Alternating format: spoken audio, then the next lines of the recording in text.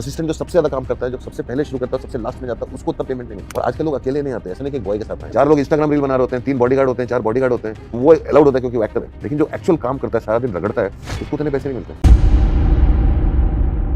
बॉलीवुड के अंदर ना अभी बहुत सीरियस इश्यूज चल रहे हैं, जहां काफी सारे प्रोडक्शन हाउसेस बंद होने की कगार पर हैं और उन पर अच्छे खासे उधार की तलवार लटक रही है। एंड अब इन्हीं में से एक वेल नोन प्रोडक्शन हाउस पूजा एंटरटेनमेंट, हाँ भाई वेल नोन, पिक्चर हिट नहीं हुई तो क्या, इन्होंने इतनी खराब पिक्चर प्रोड्यूस करी है कि उसी की बदौलत आज इतना फेमस हो चुके हैं। इनफैक्ट इनका कंपटीशन ही फरहाद नोलन सामजी के साथ चल रहा है, क्योंकि ऑडियंसेस इन दोनों के ही नाम को देखकर पिक्चर से हाथ जोड़ लेती है। तो भाई इनकी लास्ट फिल्म बड़े मियाँ छोटे मियाँ तो आप लोगों ने देखी होगी, अच्छा ट्रेलर तो देखा होगा राइट। तो वो कितनी बड़ी डिजास्टर रही थी वो भी आप लोग अच्छे से जानते होंगे। अब पता नहीं आप लोगों में से कितनों को पता है कि वो इनकी अब तक की सबसे बड़ी पिक्चर थी, जिस पर उन्होंने 350 करोड़ पैसा फूका था। और रिलीज के बाद फिर इनको पता लगा कि भाई पैसा तो सच में फूक गया, क्योंकि फिल्म ने सिर्फ 59.17 करोड़ की कमाई करी थी।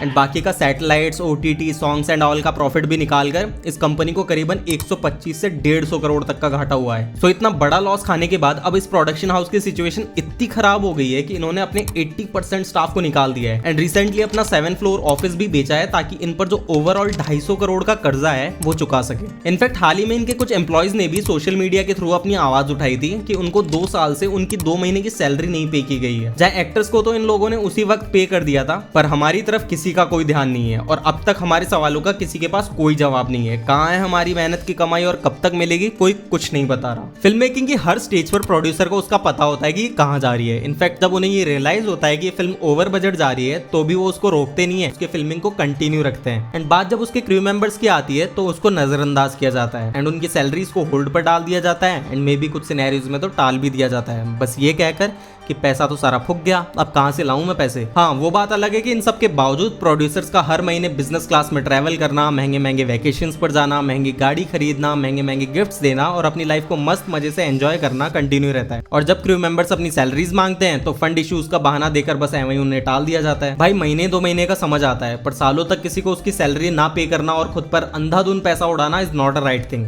फंड इश्यूज, फाइनेंशियल क्राइसिस होते हैं तो सबसे पहले आपकी लाइफ इफेक्ट होती है राइट। तो आपको अपने एक्सपेंसेस कम करने चाहिए, ना कि लोगों की सैलरीज को रोकना चाहिए। तो भाई लोग ये मैटर तो बहुत सीरियस है, क्योंकि हम सबको पता है कि बॉलीवुड अभी किस सिचुएशन में चल रहा है। इनफैक्ट मैं तो कहूंगा कि अभी हार्दिक पांड्या के बराबर अगर किसी को इतना हेट मिल रहा है तो वो बॉलीवुड ही है। और अगर ध्यान दिया जाए तो ये सारा मुद्दा जो है ना वो घूम फिर कर एक ही पॉइंट पर आता है, और वो है एक्टर्स की फीस। चाहे ये सो कॉल्ड बड़े बड़े एक्टर्स एक मूवी के लिए 100-150 करोड़ तक चार्ज करने लगे हैं, वहां साउथ इंडस्ट्री के लोग इतने में अपनी पूरी पिक्चर की फ्रेंचाइज क्रिएट कर लेते हैं। और ये सिर्फ पुराने एक्टर्स के साथ नहीं है, अब तो न्यू जनरेशन एक्टर्स भी 40 से 50 करोड़ तक चार्ज करने लगे हैं, जिसका सारा बर्डन और कहीं नहीं बल्कि उस रेस्पेक्टिव फिल्म के ऊपर जाता है। क्योंकि जो फिल्म 60 से 70 करोड़ में बननी चाहिए वो फिल्म 120 से 150 करोड़ रुपए में बन रही है, जस्ट बिकॉज ऑफ स्टार्स की ओवर डिमांडिंग फीस। इनफैक्ट सिर्फ एक्टर्स को भी क्या ही टारगेट किया जाए, क्योंकि अब तो डायरेक्टर्स भी कुछ कम नहीं है। आई डोंट नो आप लोगों में से कितनों ने ये न्यूज सुनी कि एटली ने अपने नेक्स्ट प्रोजेक्ट को डायरेक्ट करने के लिए 100 करोड़ की फीस डिमांड की है। अब यूं तो पता नहीं इस न्यूज में कितनी सच्चाई है, पर इतना तो पता है कि बिना आग के धुआं तो नहीं उठता।